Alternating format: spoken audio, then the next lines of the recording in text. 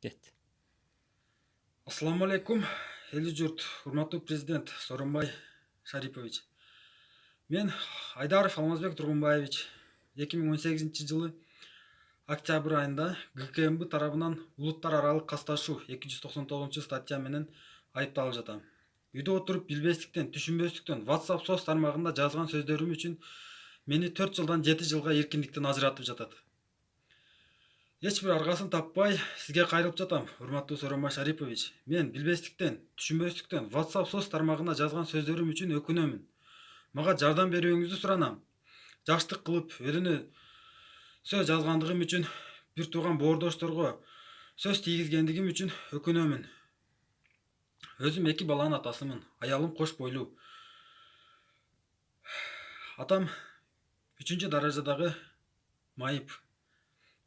Чернобыль ардагери. Апам үй кожойкеси. Инилерим, карындаштарым жаш болгондуктан баары менин карамагымда. Үй бүлөдө 10 жанбыз. Улуусу мен. Билбей, түшүнбөй жазган сөздөрүм үчүн кечирим сурайм.